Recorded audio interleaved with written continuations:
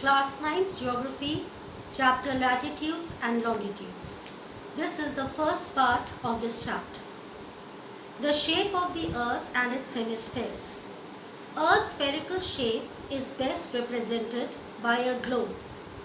The Earth is flattened at the poles and slightly bulged at the equator. Centrifugal force and gravity are responsible for its shape. It is an oblate spheroid in shape and is called the geode.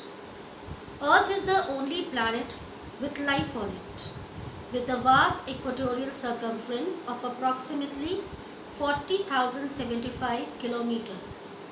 To find the exact location of the place on the globe, one has to use a map with a network of parallels of latitude and longitudes known as the Earth's grid. The Earth is divided into 4 hemispheres. The regions north and south of the equator are called Northern Hemisphere and Southern Hemisphere respectively. The region east and west of the prime meridian, 0 degree and 180 degree longitude, is called Eastern Hemisphere and Western Hemisphere. The 4 main directions, north, south, west and east, are called the cardinal directions, which are indicated on every map and help us to locate the places on the globe. A complete network of parallels of latitudes and meridians of longitudes drawn on the map or globe is called the Earth's grid. It enables us to determine the location of any point on the Earth. The latitude of the place is the angular distance of that place north or south of the equator as measured from the center of the Earth. The imaginary circle circumscribing the Earth around the center of the Earth being equidistant from the poles and drawn through the center with a plane perpendicular to the axis is called the equator. The lines of latitude are drawn parallel to the equator in circles and grow smaller towards the poles. Thus, the great circle equator is the largest latitude and merely a point at the poles. Each latitude is an imaginary circle parallel to the equator and centered on the polar axis. These are called parallels of latitude. All latitudes are parallel to the equator. The distance between 2 latitudes is approximately 111 kilometers.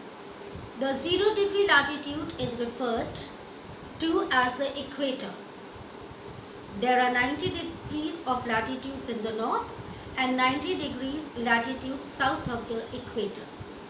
The latitudes from equator to poles are used to demarcate temperature zones. The distance between each latitude is approximately 111 kilometers as Earth represents 360 degrees and the circumference of the Earth is approximately 40,000 kilometers. Thus, the distance between each degree of latitude is equal to 111 kilometers. The main 5 parallels of latitudes are equator. The 0 degree latitude divides the Earth into 2 equal halves. This is the only great circle and all others are small circles. Tropic of Cancer, the 23.5 degree north latitude is important as the sun is overhead on 21st June on this latitude, making it the longest day in the northern hemisphere. Tropic of Cancer, the 23.5 degree latitude in the southernmost limit of the apparent movement of the sun. The sun is overhead at this latitude on December 22nd. It experiences the longest day on December 22nd as it is summer in the southern hemisphere when sun shines directly overhead on Tropic of Cancer. Arctic Circle. It is the 66.5 degree north latitude. This latitude is important because the area within the circle receives oblique rays of the sun. Because of the inclination of the axis, It experiences 6 months of day and 6 months of night. Antarctic Circle. Conditions within this circle are the same as those in the Arctic Circle. North and South Pole mark the 90-degree north and 90-degree south latitudes in the form of points. Sun's rays do not reach here except when sun is overhead on Tropic of Cancer and Tropic of Capricorn.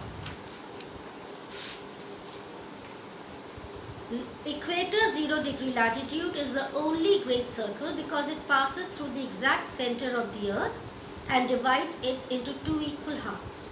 All other latitudes are the small circles, whereas all the meridians of longitudes are great circles. The main 5 parallels of latitudes mark the main climatic zones of the earth because of their position with reference to the apparent movement of the sun. These are called the temperate zones or heat zones. Here ends the first part of this chapter. We will continue this chapter in the next video.